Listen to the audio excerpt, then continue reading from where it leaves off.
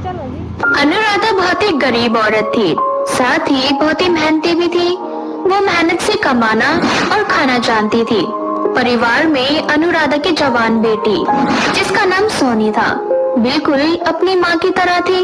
अनुराधा एक अमीर घर में झाड़ू पोछे का काम किया करती थी। उस अमीर घर में अनुराधा के साथ एक और नौकरानी थी, जिसका नाम सीमा था। अनुराधा और सीमा दोनों घर का सारा काम संभाला करती थी।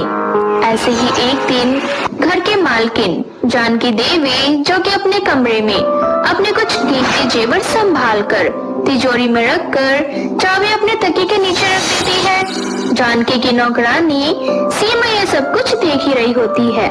उसके मन में इतने सारे कीमती जेवर देखकर लालच आ जाता है और वो जानकी के बाहर आते ही उसके कमरे में जाती है और उसके तकिए के नीचे से चाबी निकालकर तिजोरी खोलकर कुछ जेवर चुरा लेती है। तभी वहाँ अनुराधा आती है और अनुराधा उसे चोरी करते हुए देख लेती है और उससे कहती है, ये सब क्या कर रही हो तुम सीमा? मालकिन के साथ गद्दारी? अरे उन्होंने कभी भी हमें नौकर नहीं समझा और तुम उनके साथ ही क्या कर रही हो? कितने भरोसे से वो अपना घर हमारे ऊपर छोड़ देती है।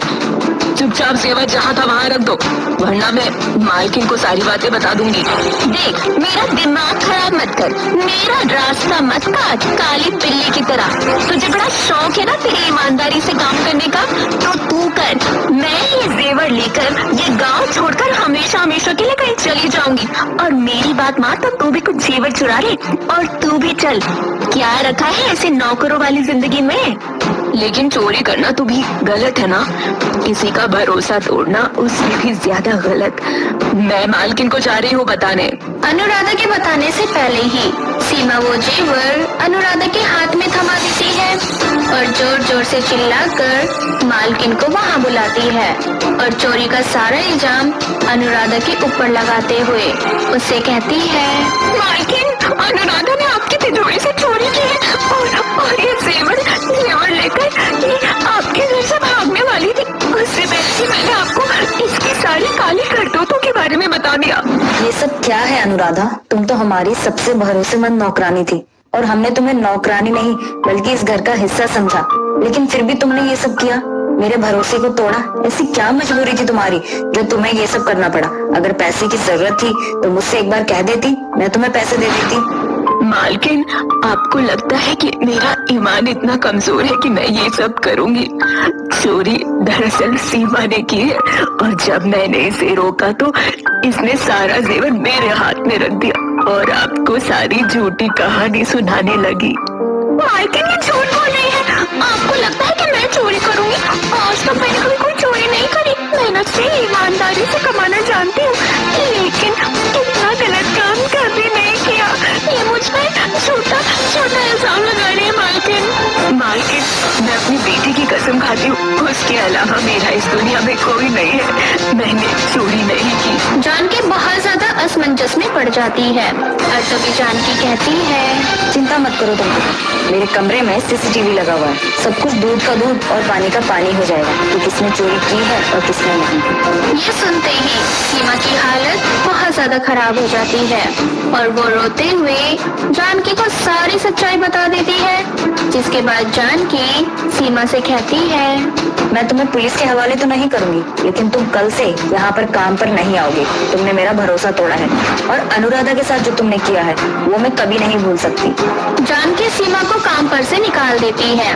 ऐसे ही अगले दिन अनुराधा की तबीयत खराब हो जाती है और अनुराधा अपने बदले सोनी को काम करने के लिए भेज देती है। सोनी जानकी के घर काम करने के लिए आ जाती है। बहुत ही स्वादिष्ट खाना भी बनाती है। वह खाना खाकर जानकी को बहुत अच्छा लगता है। सोनी बड़ी ही साफ सफाई से घर का पूरा काम करती है। तभी अचानक जानकी के सर में दर्द होने लगता है। जानकी अपना सिर पकड़कर सोफे पर बैठ जाती है। ये देखकर सोनी जानकी के पास आती है और जानकी से कहती है, मालकिन, आपके सर में दर्द हो रहा है तो मैं आपके सर में मालिश कर दूं? मैं बहुत अच्छी मालिश करती हूँ, मुझे मेरी माँ ने सिखाया है। हाँ बेटा, जरूर। मैं भी तो देखना चाहती हूँ कि तेरी माँ ने तुझे और क्या क्या सिखाया है। रुकिए, मैं अभी तेल लेकर आती हूँ। सोनी तेल लगा जाकर जानकी के सर की मालिश करना शुरू कर देती है। सोनी द्वारा की गई चंपी से जानकी को बड़ा ही आनंद आ रहा होता है। चंपी करवाते करवाते जानकी की आंख लग जाती है और वो सो जाती है। थोड़ी देर बाद जब जानकी की आंख खुलती है, वो सोनी को खुद के पास ही पाती है। सोनी भी जानकी के पैरों के पास ही सो जाती है।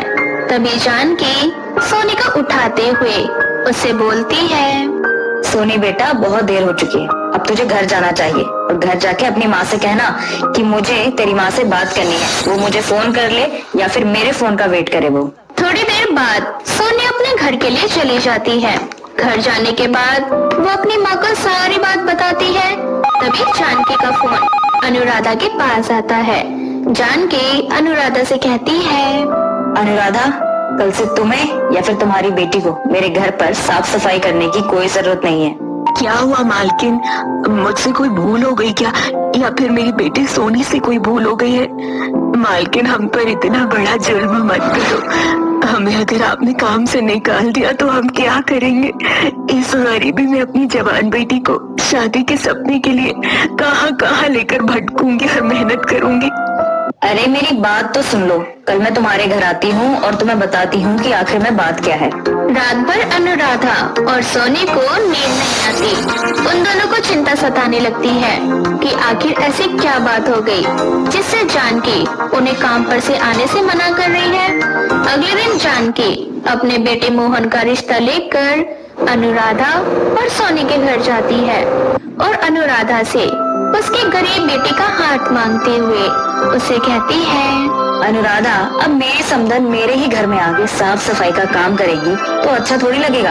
अब मैं तुम्हारे साथ रिश्तेदारी बनाना चाहती हूँ। मुझे तुम्हारी बेटी सोनी बहुत पसंद है। मेरा बेटा मोहन डॉक्टर है और उसे मेरी पसंद की ही लड़की चाहिए। और मुझे तुम्हारी बेटी बहुत पसंद है। सर्वगुण संपन्न है तुम्हारी बेटी।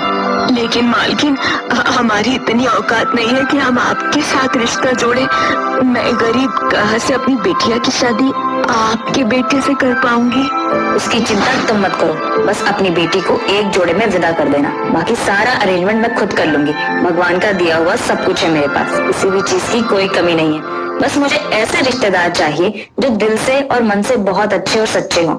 मुझे तुम्हारी बेटी और तुम बहुत अच्छे लगते हो। लेकिन मालकिन, मैं बहुत गरीब हूँ। पूरा समाज आपके ऊपर हंसेगा कि आपने गरीब लोगों के साथ रिश्तेदारी जोड़ी है। मैं नहीं चाहती कि आपका मजाक बने हमारी वजह से मालकिन। अनुराधा, तुम कौन से समय में जी रही हो? आज के समय में कौन उन 4 लोगों के बारे में सोचता है? और तुम जिन 4 लोगों की बातें कर रही हो या फिर जिस समाज की बातें कर रही हो, वो समाज क्या करेगा? ज्यादा से ज्यादा हमारे पीठ पीछे हमारी चुगलियां करेंगे। हमारे सामने बोलने की हिम्मत तो होती नहीं है इन लोगों की। इसीलिए इन 4 लोगों की या फिर इस नाम के समाज के बारे में सोचना बंद करो। जानकी सोनी के हाथ पर कुछ शगुन का सामान रखकर रिश्ता पक्का कर देती है। ऐसे ही कुछ दिन बीत जाते हैं। जानकी अपने बेटे मोहन को सोनी के बारे में बताती है। मोहन को भी सोनी शादी के लिए पसंद आ जाती है। कुछ समय बाद अनुराधा और जानकी दोनों मिलकर अपने बच्चों की शादी बड़े ही धूमधाम से करवाते हैं। शादी के बाद सोनी अपने ससुराल में हंसी खुशी अपना जीवन जीती है। एक छोटे से गांव में मीना नाम की एक विधवा लड़की अपनी सास शोभा और ससुर विनोद के साथ रहा करती थी। मीना के सास ससुर उसे जरा भी पसंद नहीं करते थे और उसे हर समय खरी खोटी सुनाया करते थे। ऐसे ही एक बार मीना मंदिर से पूजा करके घर जाती है और घर जाते ही विनोद मीना को देखकर शोभा से बोलता है, लो आ गई तुम्हारी कलमोही बहू मंदिर से घर। अरे मैंने कितनी बार तुम्हें समझाया है कि इस विधवा को मंदिर में मत जाने दिया करो। इस विधवा की वजह से सभी गांव वाले मुझे ताने मारते हैं। क्यों जी, यही कलमुही पसंद आई थी ना आपको हमारे बेटे के लिए? आप ही गए थे ना इसको देखने के लिए। करवा दी ना हमारे बेटे की शादी और देख लिया क्या नतीजा निकला।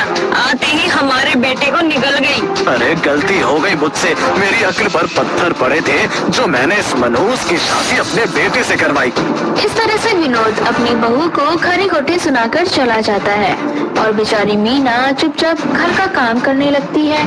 तभी वहाँ शोभा आती है और अपनी बहू के बाल खींचती हुई उससे बोलती है, क्यों रे कलमुही, मैंने तुझे कल रात को कहा था ना कि सुबह मुझे अपनी सहेली के घर पार्टी में जाना है, तो मेरी साड़ी धो दियो।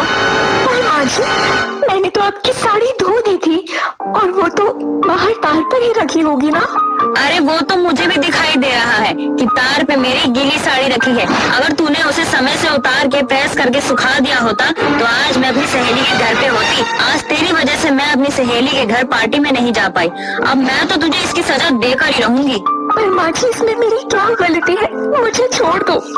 सारी गलती ना तेरी ही है, अब चल तो मेरे साथ। इस तरह से शोभा मीना को खींचते हुए बाहर ले जाती है और उसे पूरी तरह से गीला कर उसे बोलती है, जैसे पूरी रात मेरी साड़ी बाहर गीली तार पर टंगी रही थी ना, वैसे ही आज पूरे दिन और रात तो गीले कपड़ों में बाहर ही खड़ी रहेगी। यही तेरी सजा है। इतना बोलकर शोभा अंदर चली जाती है और तभी वहाँ से रमन नाम का एक व्यक्ति गुजर रहा होता है और जब वो भीगी मीना को देखता है तो उसे देखते ही उसके सर पर मीना को अपनाने का भूत सवार हो जाता है और वो घर जाकर अपने माँ बाप से बोलता है, माँ, आज मैंने एक विधवा लड़की को देखा, वो बहुत सुंदर थी, मुझे उसी से शादी करनी है। अरे बेटा, तू पागल हो गया है क्या? मैं एक विधवा लड़की को अपने घर की बहू कभी नहीं बना सकती। आपको जिसे अपने घर की बहू बनानी है बना लो, पर बीवी तो वही विधवा लड़की बनेगी मेरी। इस तरह से रमन अब मीना के ऊपर नजर रखने लगता है और जहाँ जहाँ मीना जाती है वहाँ उसका पीछा करता है। ऐसे ही कुछ दिन बीत जाते हैं और एक शाम को मीना बाजार से घर जा रही होती है तो रमन उसका रास्ता रोक लेता है। उस दिन रमन भी नशे की हालत में होता है और भरी बाजार में मीना का हाथ पकड़कर उससे बोलता है, मुझे तो इस सफेद साड़ी में अच्छी नहीं लगती, इसीलिए मैं आज तुझे रंगीन करने लाया हूँ। कौन हो तुम? हाथ छोड़ो मेरा। कौन हूँ मैं? अभी पता चल जाएगा मेरी दिलरुबा। इतना बोलकर रमन अपनी जेब से सिंदूर निकालकर मीना की मांग भर देता है। ये देखकर गांव के सभी लोग बहुत हैरान होते हैं, जिसके बाद पूरे गांव में पंचायत बैठती है पर रमन की माँ इस रिश्ते को नहीं अपनाती, जिस पर शोभा पंचायत वालों से बोलती है, सरपंच जी, पूरा गांव गवाह है कि इस नशेड़ी लड़के ने मेरी विधवा बहू की मांग भरी है, इसीलिए अब मेरी बहू इनके घर की इज्जत है। अगर ये इज्जत से इसको अपने साथ नहीं लेकर गए तो मुझे मजबूरन कोर्ट का दरवाजा खटखटाना पड़ेगा। रमन की माँ, शोभा बिल्कुल सही कह रही है। जिस तरह से तुम्हारे बेटे ने एक विधवा की इज्जत को तार तार किया है, इसकी यही सजा है कि वो उसे अपनी बीवी बनाकर रखे। अगर आप लोगों ने ऐसा नहीं किया तो हमें इसके खिलाफ कोई सख्त कदम उठाना भी पड़ सकता है। अब ना चाहते हुए भी रमन की माँ को मीना को अपने घर की बहू बनाना पड़ता है, जहाँ रमन की माँ मजबूरी में मीना को अपने घर की बहू बनाकर लाती है। तो वहीं शोभा बहुत खुश होती है और अपने पति विनोद से बोलती है, अरे आज तो मैं बहुत खुश हूँ जी, आज मेरे सर से एक बला टल गई। क्या तुम खुश हो? अरे उस मीना की वजह से हमारी नाक कट गई और तुम खुश हो? अरे कोई नाक वाक नहीं कटी हमारी, और वैसे भी हम तो यही चाहते थे कि इस मनहूस से हमारा पीछा छूट सके। और मैंने क्या किया, मौके पे चौका मार दिया और उस लड़के ने नशे की हालत में हमारी विधवा बहू की मांग भर दी और मैंने पूरे होशो हवासों में रहकर अपनी विधवा बहू को उसके घर की इज्जत बना डाली। अरे वाह मेरी शोभा। इस तरह से शोभा के सर से उसकी विधवा बहू का बोझ खत्म हो जाता है। तो वहीं दूसरी ओर बेचारी मीना अपने नए ससुराल में आकर मन ही मन सोचती है, मीना, अब यही तेरी किस्मत है, जैसा भी है अब यही तेरा ससुराल है। शायद अब मेरी जिंदगी में भी बहुत जल्द खुशियाँ आ जाए और क्या पता रमन जी भी सुधर जाए। शायद वो मुझसे सच में बहुत प्यार करते हैं, तभी तो उन्होंने सबके सामने मेरी मांग भरी। मीना ये सोचकर बहुत खुश हो रही होती है कि अब उसकी जिंदगी में भी खुशियाँ होंगी। मीना ये सब कुछ सोच ही रही होती है कि तभी रमन एक लड़की के साथ कमरे में आता है और जब मीना इसका विरोध करती है तो रमन उसे खूब पीटता है और अपने कमरे से धक्के मारकर निकाल देता है। ये देखकर मीना फूट फूट कर रोने लगती है और तभी वहाँ रमन की माँ आती है जो मीना से बोलती है, अरे अब रो क्यों रही है? मुझे तो पहले से ही पता था मेरा बेटा तुझसे कोई प्यार व्यार नहीं करता। वो तो तू उसकी नजरों को भा गई थी, इसलिए उसने तेरी मांग भर दी। और एक बात याद रखना, तू इस घर की कोई बहुरानी नहीं है। वो तो पंचायत की वजह से हमें तुझे यहाँ रखना पड़ रहा है। तू इस घर में सिर्फ और सिर्फ एक नौकरानी है, तो इसीलिए तू हमेशा अपनी हद में रहना, समझी?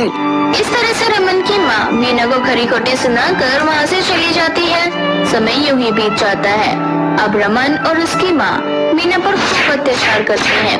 अत्याचार सह कर अब मीना अपनी जिंदगी से हार मान लेती है और अपने ऊपर हो रहे अत्याचार को अपनी जिंदगी बना लेती है और खुद से बोलती है, हे माता रानी, मुझसे ऐसी कौन सी गलती हुई थी जिसको मुझे इतनी बड़ी सजा मिल रही है? जब मेरे पहले पति जिंदा थे, बस तब तक मुझे ससुराल का सुख मिला। उनके जाने के बाद मैंने सिर्फ और सिर्फ अत्याचार ही सहा, पहले विधवा बनकर और अब सुहागन बनकर। मीना अब इसी तरह से अपनी जिंदगी को कोसती और अपनी सास और पति के अत्याचारों को सहती रहती। ऐसे ही एक दिन मीना छत के किनारे खड़ी होकर कपड़े उतार रही होती है कि तभी रमन की माँ पीछे से आकर मीना को धक्का देने ही वाली होती है कि मीना वहाँ से हट जाती है और रमन की माँ नीचे गिर जाती है। ये देख मीना जल्दी से अपनी सास को हॉस्पिटल ले जाती है, जहाँ वो अपनी सास को अपना खून देती है और इस तरह से रमन की माँ की जान बच जाती है। पर जब रमन की माँ होश में आती है और उसे सच्चाई का पता चलता है तो उसे अपनी गलतियों का एहसास होता है और वो मीना से बोलती है, मैंने तुझ पर इतना अत्याचार किया, मेरे बेटे ने तुझ पर इतना अत्याचार किया, मैंने तुझे आज जान से मारने की कोशिश भी की और फिर भी तूने आज मेरी जान बचाई। माँ जी, वो कहते हैं ना, मारने वाले से बचाने वाला ज्यादा बड़ा होता है। अब आप आराम कीजिए, आपको आराम की जरूरत है। मीना के बयान तो देखकर रमन की माँ को खुद पर शर्मिंदगी महसूस होती है और वो दिल से मीना से माफी मांगती है। तो वहीं दूसरी ओर जब रमन को मीना के बारे में पता चलता है तो उसे भी अपनी गलतियों का एहसास होता है और जिसके बाद रमन अय्याशी करना और शराब पीना छोड़ देता है। जिसके बाद रमन और उसकी माँ दोनों ही मीना को दिल से अपना लेते हैं और इस तरह से मीना की जिंदगी में खुशी की सौगात आ जाती है। बंटी एक गरीब बच्चा था जो एक छोटे से घर में अपनी माँ के साथ रहा करता था। बंटी की माँ सीता अक्सर बीमार रहती थी क्योंकि वो अपना घर चलाने के लिए एक फैक्ट्री में काम किया करती थी। ऐसे ही एक दिन बंटी की माँ फैक्ट्री से घर आ जाती है और घर आते ही जोर जोर से खांसने लगती है और खांसते खांसते चक्कर खाकर जमीन पर गिर जाती है। अपनी माँ को बेहोश देख बंटी बहुत ज्यादा डर जाता है और अपनी माँ के मुंह पर पानी के छींटे मारते हुए उनसे बोलता है, माँ तुम्हें क्या हुआ? माँ होश में आओ माँ। अब सीता अपनी आंखें खोलती है और अपने सामने अपने डरे घबराए बच्चे को देख उसे दिलासा देते हुए उससे बोलती है, मैं बिल्कुल ठीक हूँ बेटा, तुम मेरी फिक्र मत करो। माँ, इस हफ्ते तीसरी बार तुम चक्कर खाकर बेहोश हुई हो। तुम डॉक्टर को क्यों नहीं दिखाती? तुम यहीं रुको, आज मैं खुद डॉक्टर को यहाँ बुलाकर लाऊंगा और उनसे कहूँगा कि वो तुम्हारा इलाज करे। बेटा, डॉक्टर तो यहाँ आ जाएंगे लेकिन वो मेरा इलाज नहीं कर पाएंगे क्योंकि डॉक्टर सिर्फ उन्हीं का इलाज करते हैं जिनके पास पैसा होता है और मैं गरीब कहाँ से डॉक्टर की फीस जमा कर पाऊंगी। अपनी माँ की बातें सुनकर और अपनी गरीबी देखकर बंटी बहुत निराश हो जाता है और अपनी माँ से बोलता है, मैं तुमसे वादा करता हूँ माँ, जब मैं बड़ा हो जाऊंगा तो मैं फ्री में गरीब लोगों की सहायता करूंगा और उनका इलाज करूंगा। पर माँ, अभी तुम्हें डॉक्टर की जरूरत है माँ, इसलिए मैं डॉक्टर को बुलाने जा रहा हूँ। नहीं बेटा, मत जा तू, हमारे पास इतने पैसे नहीं है। माँ, आज तुम मुझे नहीं रोक सकती। क्या सोचा है फिर? कोचिंग कब शुरू कर रहे हो? अब हम कोचिंग नहीं जाएंगे, ऑनलाइन पढ़ाएंगे। इतना अच्छा पढ़ाते हो तुम।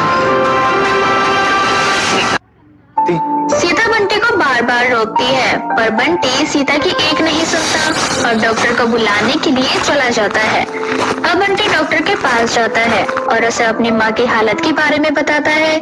उसकी माँ की बीमारी के लक्षण जानकर डॉक्टर बंटी से बोलता है, बेटा, जिस तरह के लक्षण तुम अपनी माँ की बता रहे हो, इससे तो साफ साफ जाहिर होता है कि तुम्हारी माँ को सांस लेने में दिक्कत होती है।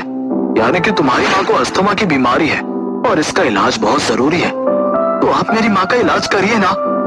बेटा, मैं तुम्हारी माँ का इलाज घर पर नहीं कर सकता। इसके लिए तुम्हें अपनी माँ को हॉस्पिटल लाना होगा। साथ ही हॉस्पिटल की फीस भी भरनी होगी। कितनी फीस भरनी होगी डॉक्टर? यही कुछ 4-5 लाख रुपए।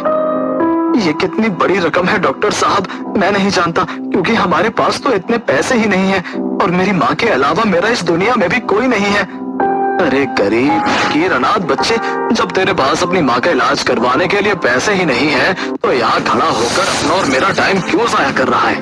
मुझे तो लगा था कि मोटा केस मेरे पास आया है, अच्छा खासा पैसा वसूल कर लूंगा, पर मैं तो भूल गया तेरे जैसे कपड़े फटे हैं वैसे ही तुम्हारी हालत भी। अब चल भाग यहाँ से और फिर कभी मत आना यहाँ। डॉक्टर्स की ऐसी बातें सुनकर बंटी रोता हुआ वहाँ से चला जाता है। इसी तरह से बंटी अपने घर की ओर जाता है और तभी रास्ते में उसे एक बूढ़ी औरत मिलती है, जो बंटी को रोककर उसे बोलती है, क्या हुआ बच्चे, तुम इस तरह से रोते हुए कहाँ जा रहे हो? दादी, मेरी माँ बहुत बीमार है। मैंने डॉक्टर से प्रार्थना की कि वो मेरी माँ को बचा ले, उनका इलाज करे, पर वो मुझसे बहुत सारे पैसे मांग रहे हैं और जब मैंने उन्हें पैसे देने के लिए मना किया तो डॉक्टर ने मुझे गरीब फटीचर कहा और खूब डांटा। कोई बात नहीं बेटा, तू रो मत, बस भगवान पर भरोसा रख। वैसे बेटा, मैं खुद भी बहुत गरीब हूँ, मेरे पास इतने पैसे नहीं कि मैं तुझे दे सकूं और मैं बूढ़ी तेरी कोई मदद भी नहीं कर सकती। मेरे पास तो बस एक छोटा सा आम का पेड़ है जो कि जादुई है, बस वो मैं तुझे दे सकती हूँ। क्या जादुई आम का पेड़? और दादी, ये आम का पेड़ अपना जादू कैसे दिखाएगा? और अगर सच में ये छोटा सा आम का पेड़ जादुई है तो ये जादुई आम का पेड़ आपके पास कैसे आया? तुम सच में बहुत नादान और भोले हो बेटा, पर जब तुम मेरा असली रूप देखोगे तो तुम्हें सारे सवालों के जवाब खुद मिल जाएंगे। इतना बोलकर वो बूढ़ी औरत एक परी में तब्दील हो जाती है। अपने सामने परी को देख बंटी को अपनी आंखों पर विश्वास नहीं होता और बंटी परी से बोलता है, आप तो कहानी वाली परी निकली जो बच्चे की सारी इच्छाएं पूरी करती हैं। सही कहा बंटी तुमने, और अब मैं यहाँ तुम्हारी इच्छा पूरी करने आई हूँ। तो ये लो जादुई आम का पेड़ और इसे अपने घर के बाहर लगा देना। कल सुबह जब तुम उठोगे तो तुम देखोगे कि जादुई आम का पेड़ रातों रात विशाल जादुई पेड़ में बदल चुका है और इस पर लगे आम कोई साधारण नहीं होंगे, बल्कि इस पेड़ में लगे सभी आम सोने के होंगे। और जब तुम अपने हाथों से इस पेड़ पर लगे आम को तोड़कर अपनी माँ को खिलाओगे ना, तो वो एक जड़ी बूटी की तरह काम करेगा और बहुत ही जल्द तुम्हारी माँ ठीक हो जाएगी। सच में? और अगर मैं अपनी माँ के अलावा और भी गरीब बीमार इंसानों को जादू सोने का आम खिलाऊंगा तो क्या ये सब भी ठीक हो जाएंगे? हाँ बंटी, अब जाओ और सुबह होने से पहले इस जादुई सोने के आम के पेड़ को अपने घर के बाहर लगा दो, ताकि जादुई आम का पेड़ तुम्हें अपना जादू दिखा सके। इस तरह से परी वहाँ से गायब हो जाती है और बंटी जल्दी से घर जाकर जादुई सोने के आम के पेड़ को अपने घर के बाहर लगा देता है। और जब वह अगली सुबह उठता है तो सच में जादुई सोने के आम के पेड़ बड़े हो चुके होते हैं, साथ ही उन पेड़ों में आम भी लगे होते हैं जो कि सोने के ही होते हैं। ये देखकर एक पल के लिए बंटी को अपनी आंखों पर विश्वास नहीं होता और वह अपनी माँ को ये दृश्य दिखाता है। ये दृश्य देख सीता बंटी से बोलती है, बंटी बेटा, ये तो सच में जादुई सोने के आम हैं, लेकिन हमारे घर के बाहर रातों रात सोने के आम के पेड़ कहाँ से आ गए? अब बंटी अपनी माँ को सारी बात बताता है, साथ ही वो उस पेड़ से एक आम तोड़कर अपने हाथों से उन्हें काटकर अपनी माँ को खिलाता है। जादुई सोने के आम खाते ही सीता की सारी बीमारी दूर हो जाती है और वो बिल्कुल स्वस्थ हो जाती है। जिसके बाद सीता जादुई सोने के आम को तोड़कर मार्केट में जाकर बेच आती है और इस तरह से सीता और बंटी धीरे धीरे अमीर होने लगते हैं। और बंटी, जिसका एक ही सपना था कि वो गरीब और बीमार लोगों की मदद करे।